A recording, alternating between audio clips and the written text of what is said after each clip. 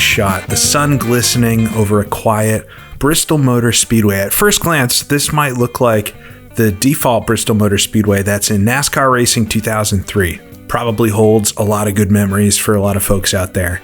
But this is something I've been having a ton of fun with the past few nights, and it absolutely blew my mind.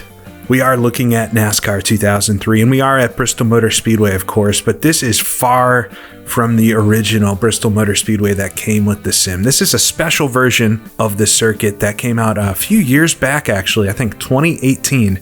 It's called Bristol 2003, available over at the Smith's Den.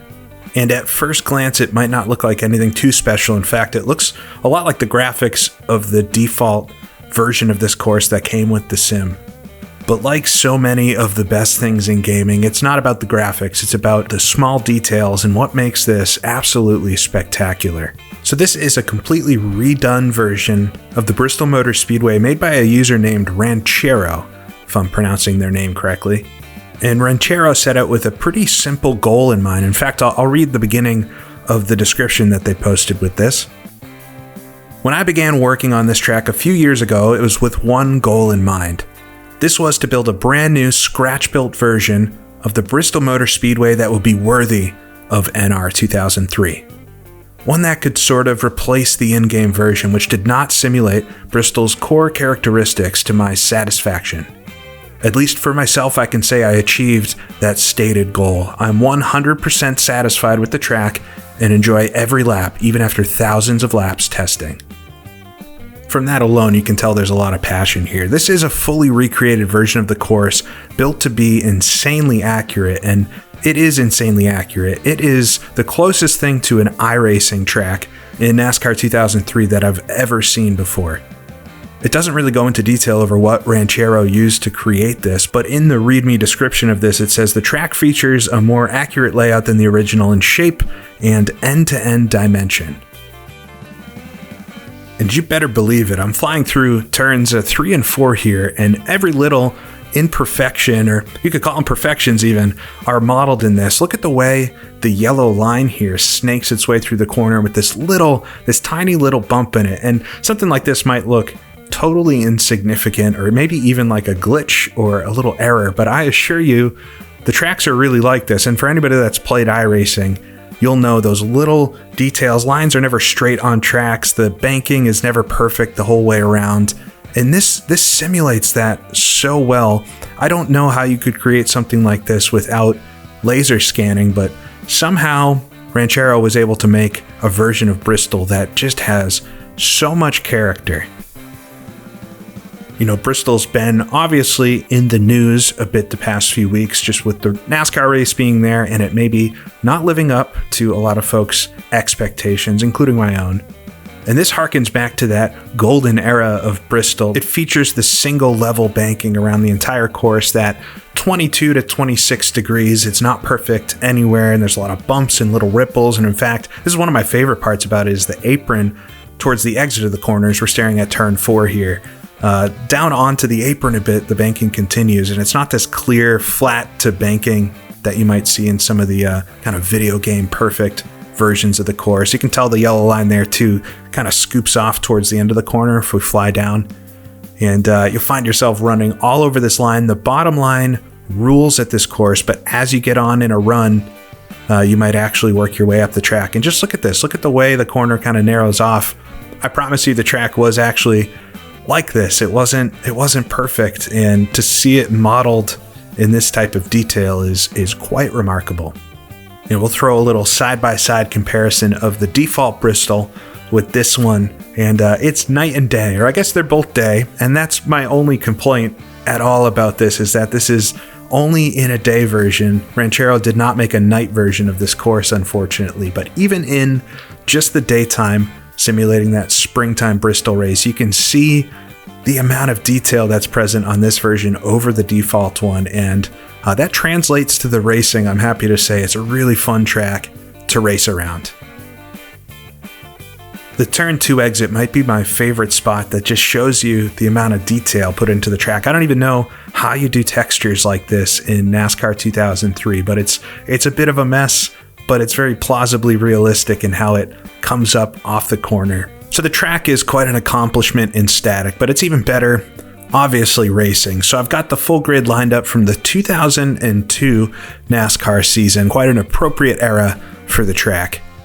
Set up for a 100-lap race around Bristol Motor Speedway in the good old days. Driving the number 71 Chevrolet for Dave Marcus and co. A wonderful little throwback and hopefully a pretty cool way to show off this awesome circuit. Drivers, start your engines!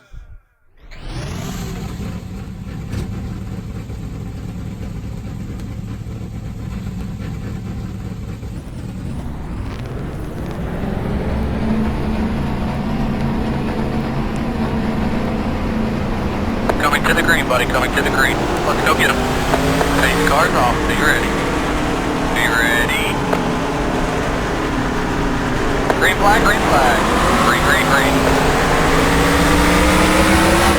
And just like that, we're underway at Bristol. Get up through the gears. Stuck on the high side, which is where I started. See if we can slide right in front of Terry Labonte there down low. Low side is where you want to be at Bristol from this area. You can get absolutely freight trained on the high side, especially with new tires early on in the run. But we'll come out of the corner, see if we can make some spots up here with Jeff Gordon in front of me. And run right on the apron, especially on the exits of the corners.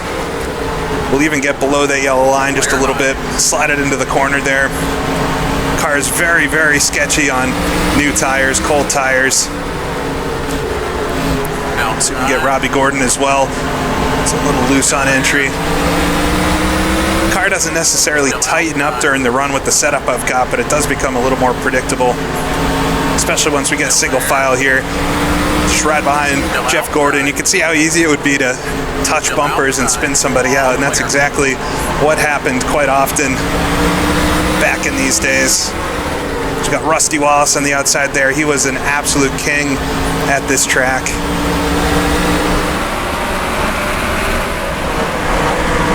All right, things starting to string out just a little bit here. The first 10 laps or so are really frantic after any restart, especially if we get some restarts later on with some lap traffic up front. It can become quite chaotic, but it's almost exactly like it was. It's really, really fun. So Rusty's able to hang it out there.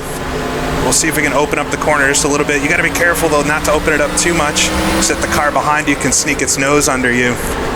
This is Terry's looking right there. I'm just keeping one eye on the mirror, one eye in front of me. These two side by side can't make up their minds in front. Oh, as Terry's right behind me now, waiting for the signature Bristol bump from behind. Give him the outside line if he wants it, but slide up in the corner. There he comes. All right, it's early on. Even though it's just a 100-lap race, it's still a decent length. We won't have to pit, though. We'll see if we can chase him around the high side as Rusty's actually able to get in front of Jeff. And I'm able to clear Terry as well. We'll see if we can keep that high line working a bit. It's really not a high line. It's about a lane up, or even just a half a lane, so it makes it a little conflicting. If you're trying to pass somebody, it's tough to actually get that high to pass somebody without squeezing them down low. Hard racing a little bit. This is way different than a lot of NASCAR 2003 is. I've never felt a track that's so realistic feeling in NASCAR 2003. I don't know if this is the most realistic track. There's some real nice stuff out there, especially some of the BBMC, more modern tracks and things. Plenty of historic tracks that are really cool. But this is something else. All the little bumps. If you play NASCAR 2003 a lot, you'll know the tracks are often quite smooth compared to real life.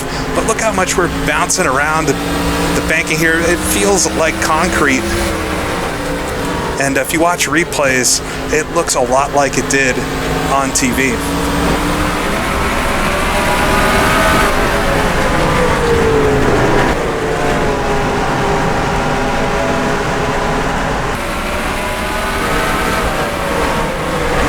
So we've broken away just slightly from Terry Labonte, maybe a couple car lengths at the most, but it seems like Jeff's definitely holding me up here a little bit, so I got to try to figure out a way around as he slides a little bit high there.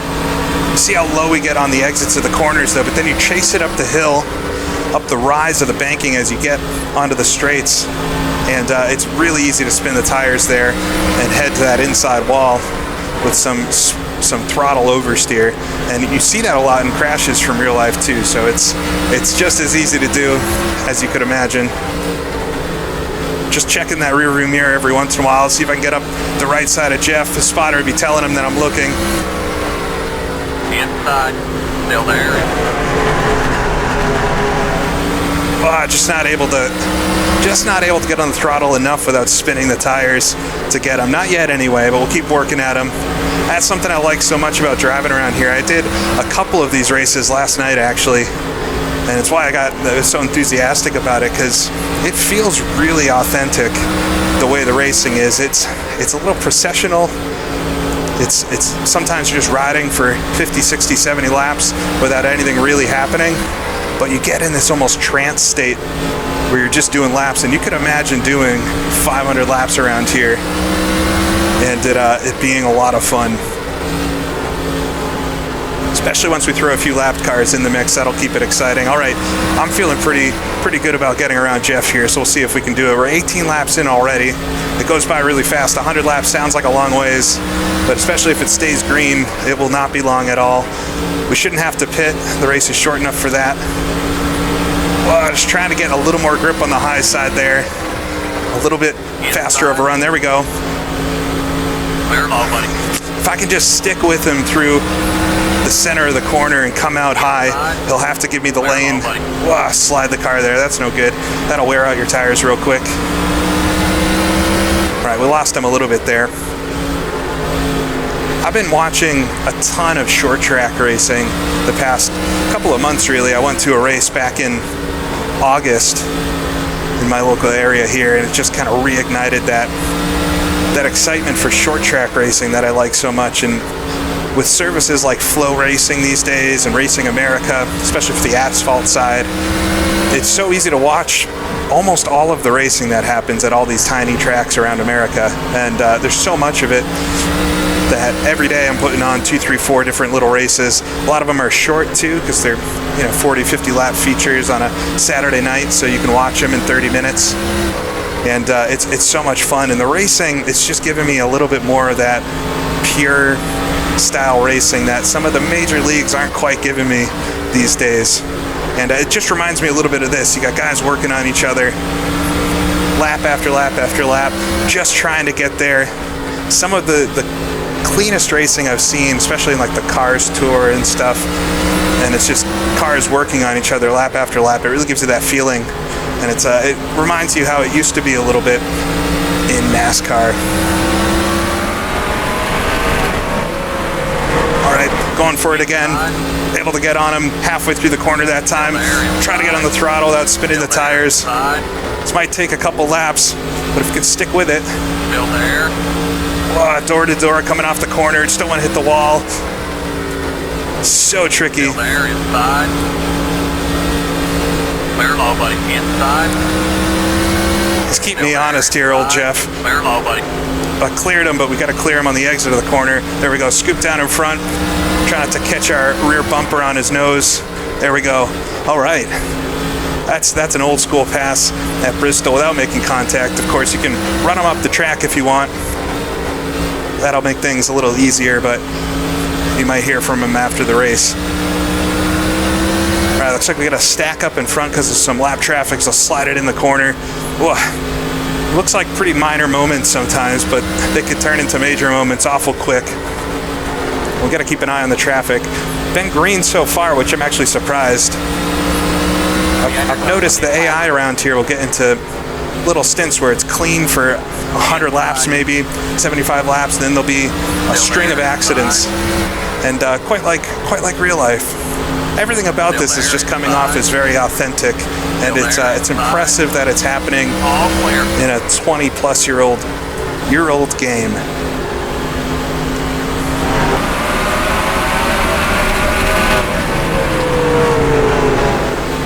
All right, Ken Schrader's jumped up high. We got a slower car, that 44 up there.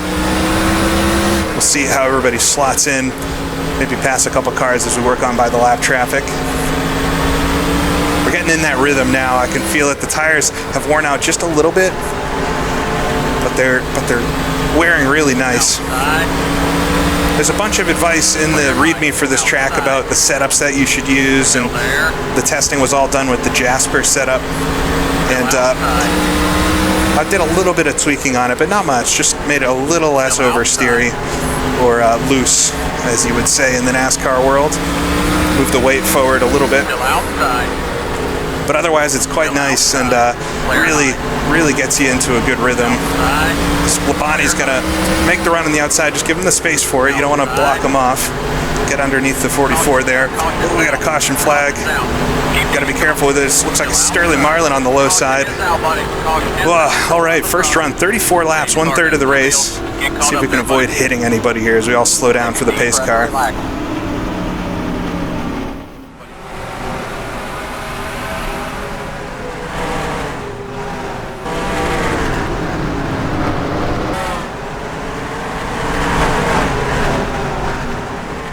All right, I don't imagine we'll be pitting, like I said. The race is short enough that we can make it on one tank of fuel, and maybe if we use the tires a little too much, maybe we'll come in towards the end of the run if there's a caution late, but I don't think it'll be worth it. Track position's much more worth it, so we'll let everybody catch up here and cycle through, and I guess I'll come back to you when we go green again. It's a beat that bad boy. Let's go rock and roll, Pepper. Line up behind the 20 car. Stay up high.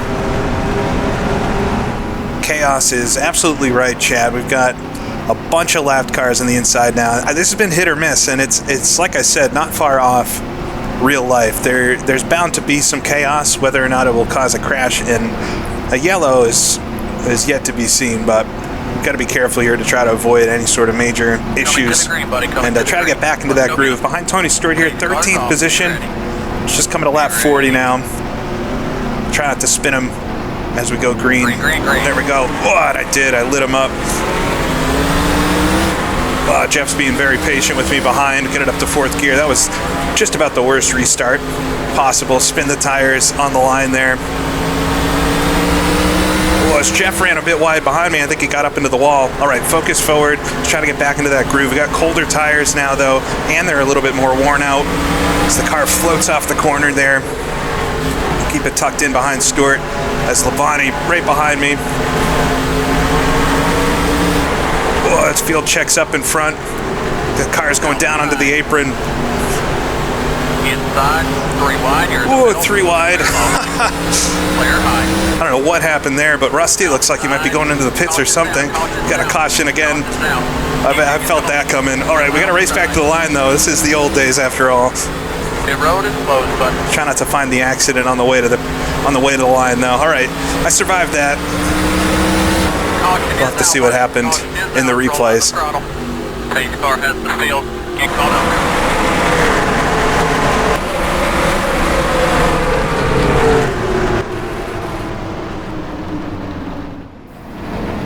Oh, and under the pace laps here, looks like Casey Atwood on the inside. He's got a blown engine or something, so that's another car down. I think that'll be for position.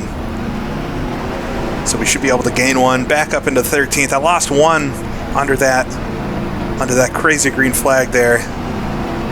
But got away with that, I think, with spinning the tires and everything and avoiding whatever chaos there was. And we'll get a free spot from Atwood. I'll join you on the restart.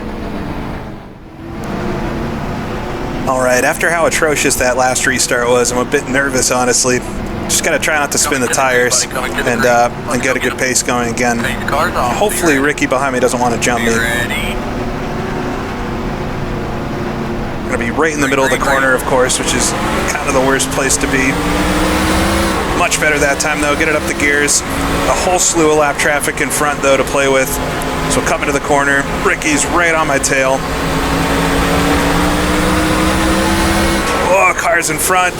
Outside, 3 wide, 12 of inside.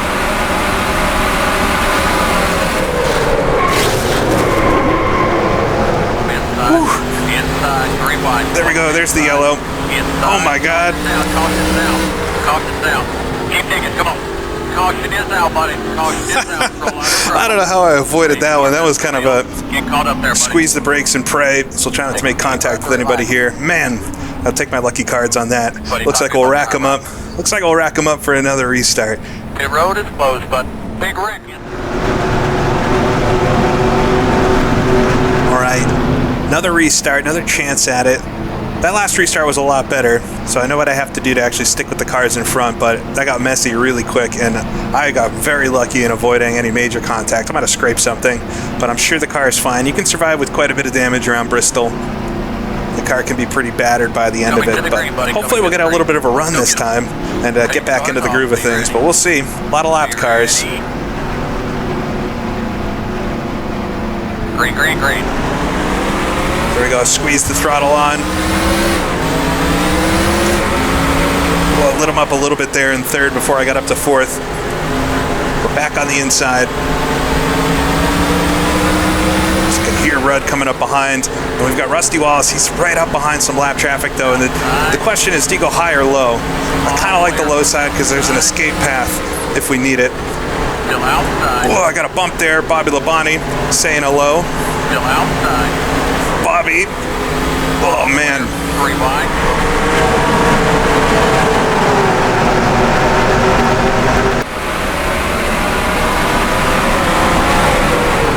Outside. Outside. So we get past 3 wide. Wow. Thanks, Bobby. He's got his brother Terry right behind me. There's another crash in front. Keep taking, come on. Inside. Oh, as we'll get in that one this time.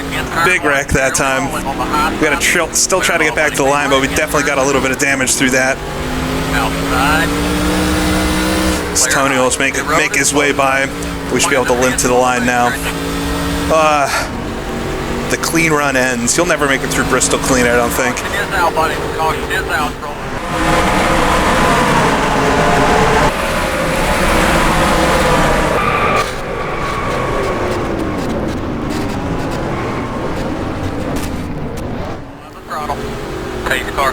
They really stacked up that time. So I might try to pit this time since we definitely have some damage, and we can see if the crew can fix any of it. The question is if I'm on the backstretch or the front stretch pits, and I think I'm on the backstretch ones. Pit road will be open this time. The pits on this version of the track are split, and I really should have made sure before the race. Oh no, I am on the front stretch. Oh boy. We didn't make it in that time, so I guess we're not going to pit. We're going to stay out. Hopefully the damage is good. But the pits on this version of the track are split, actually, and that's how it was in real life, although they had a few different variations of the rules to try to make the pitting more fair, because in the late 90s, early 2000s, NASCAR did away at every track, pretty much, did away with the 2 pit road thing, because it was always a massive disadvantage for cars pitting on the backstretch that they would have to wait basically to get in the pits, and they'd always get shuffled to the back. So if you had somebody leading a race but they happened to be pitting on the backstretch, yellow flags would murder them in their chance to do well. And I guess it was a good penalty for qualifying, but they decided that was pretty unfair, and I can see both sides of that. So Bristol was the last track that had a split pit road, and still has a split pit road, but they started combining the front and the backstretch pits when it was under yellow to be one big pit lane, and I think they still do that these days too. And funny thing, in NASCAR 2003 and all the Papyrus sims from this time period, they would actually make the pit road joined by an Armco barrier so that you always had to go down both. But I think in real life during green flags you could pit just in your pit lane, but then under yellow you had to do the whole thing. You can't simulate in NASCAR 2003, so I think this version it's always split, and so if you're on the backstretch pits you're SOL. But it looks like we're actually on the front stretch, but I didn't pit. We're sitting 15th. We probably have a bit of damage. I have to think that there's going to be another yellow, but I guess we'll have to wait and see. All right, so coming to the green flag again, I had a whole bunch of cars pass me, so we got a huge long line of lapped cars on the inside, and a lot of them looked pretty beat up now. It's looking like an authentic Bristol race from the 2000s. Hopefully we can get back going here into a decent green flag run. I've had a few races that do get back into green flag runs. It's not just caution after caution, but we maybe got a pretty wrecky one, but we'll have to see how it goes from here. Green, green, green. All right, Actually got a slight jump on Stewart there for a second, but missed him through the second phase. See how the car feels. I think the tires, I might have locked them up a couple times, so they might be getting pretty worn. So we got the 32 behind me, a bunch of cars stacking up in front. Inside. I left the 32 on the inside, but we'll see if we can run around the high side this time. Inside.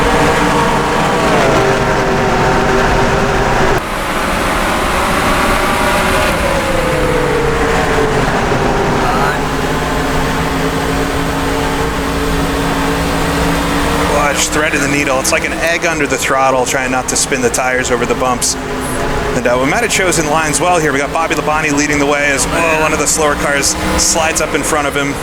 We'll see if he can get alongside. That would be great for this high line. So I've actually gotten around Tony Stewart as well. Only thing that we're going to be in trouble with is if there is a crash. There's not going to be a lot of options for us.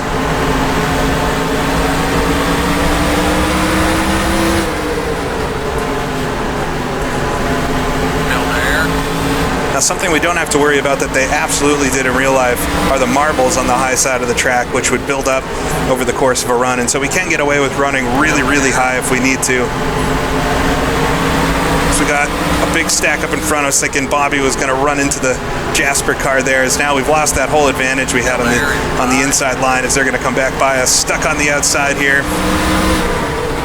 See if we can find a way to get down. The Jasper car does get down. I think that might be Boris said.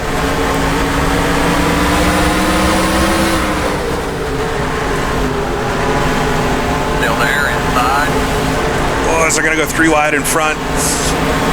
Somehow everybody makes it out of it. There's a couple cars down on the apron there.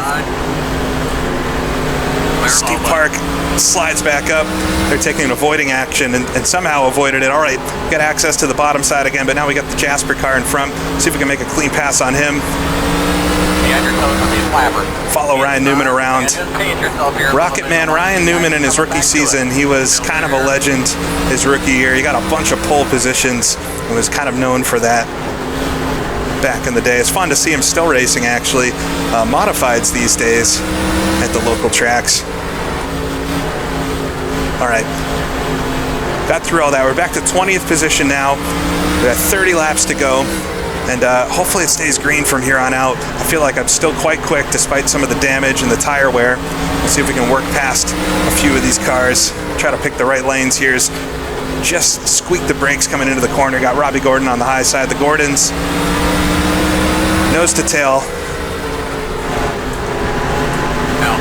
Take the low line and try to squeak past him. Cut the apron a little bit on the exit. I love that. I haven't said it that many times yet. I absolutely love riding right around the bottom side of this version of the track. It's just, it feels right.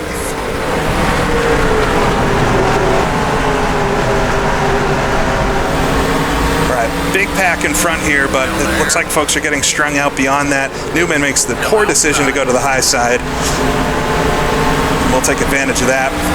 So try to work past a few of these cars. I think a lot of these guys on the high side are a lap down, but Newman decided to go with him for some reason. 3 wide. Wow. That is not what we want. Wow, that one got me sweating. Oh, sliding behind me. I don't think I caused that, but there was a lot of 3 wide happening. All right, I'll come around and get the yellow. What a run.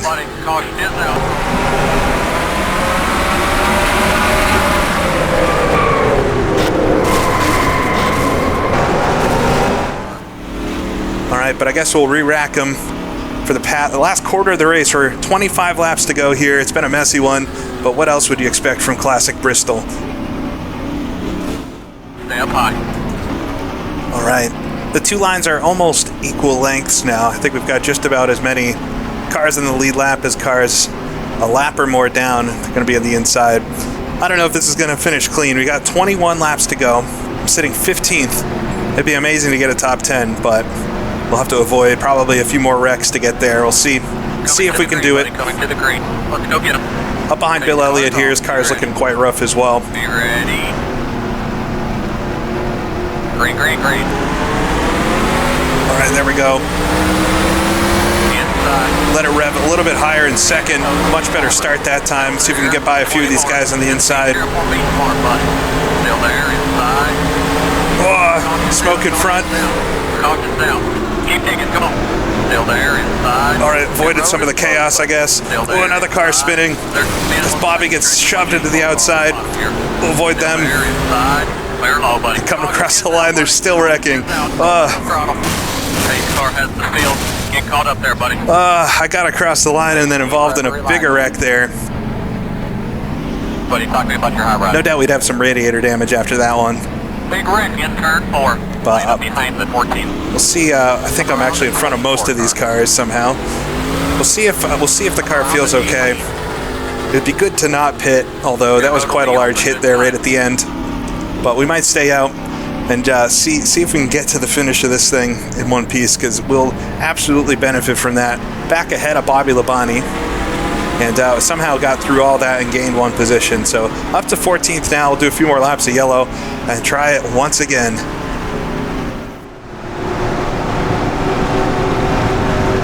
All right, we've officially reached the point where the inside line, we're well above it. I guess we still have quite a few cars behind me on the lead lap.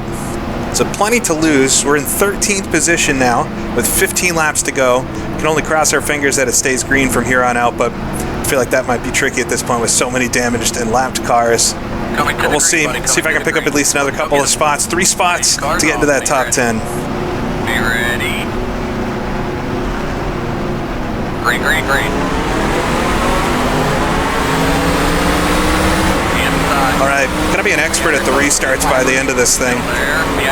Still lost a little bit getting up to 4th gear. I think these guys actually keep it in 3rd until the backstretch, but I'd be far too worried about spinning my tires, as now we get to choose, do we want the high or the low line, as I almost spin the car out there. Oh, it's understeering a lot. Or a lot of push coming out of the corner. I kind of exited wrong. We'll follow Bill through here, though. Come on, Bill. Get around some of the lapped cars so I can pass you. Really up into that really high line now. The tires are worn out, though, so it just works a little bit better. All right, there goes Bill.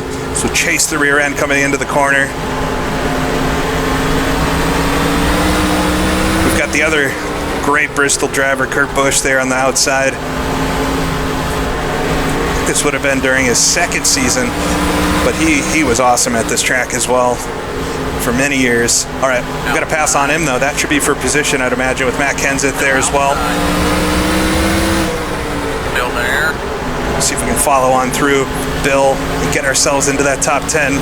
Seems like we got away from the first couple laps after the restart all right. 10 laps.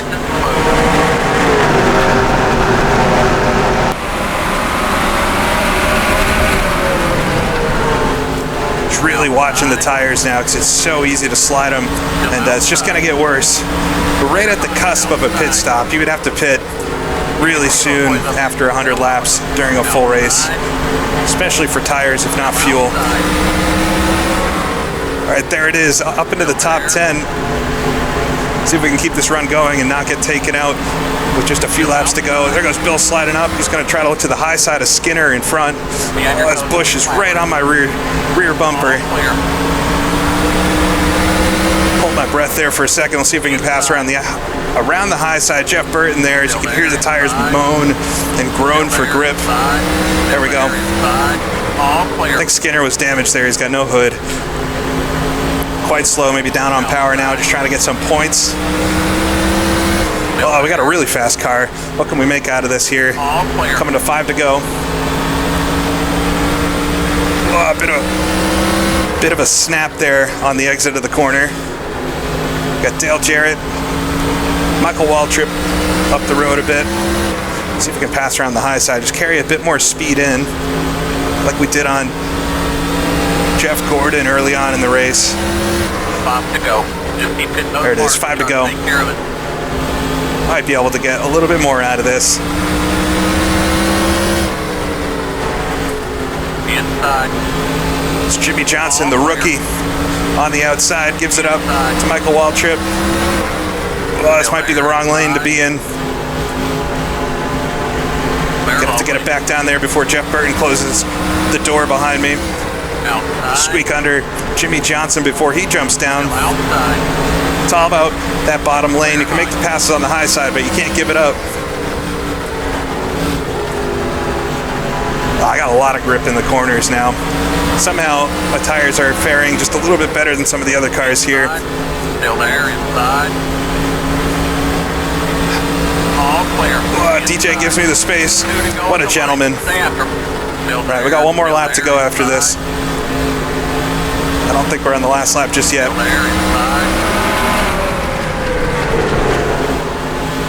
Still there. Should have a good run on DJ there. Can we get one more in this last lap? Oh man, it's really tough not to. Side by side with Dale Jarrett here, I think for a top 5. See if we can carry the speed through the final couple of corners. Come on. He would run me out to the wall there in real life. 5th place, not so bad. That actually ended up really good. A lot of cautions there in the middle. But a really fun end to the race there with a string of green flag laps. I'll have to see who the winner was. But so much fun. I have to thank Ranchaero so much for this version of the course. Like I said in the intro, the only thing that I don't like about it is that there's no night version, and that's hardly to blame. It's a lot of work to make a night version of a course, but it would be epic to have a night version of this circuit as well. It is the most detailed NASCAR 2003 track I've ever driven on, and even if it isn't the most realistic, it certainly feels so realistic. It's night and day compared to the default one, and I'd love to see more tracks like this in the future. But I hope you enjoyed it. Something really random, but it's what I've been doing lately, and that's what I like to make videos about. So I hope it was fun to watch. A nice little race there, got a nice finish out of it, and NASCAR 2003 is still so much fun. So thanks for watching. This is GP Laps, and I'll see you all again next time.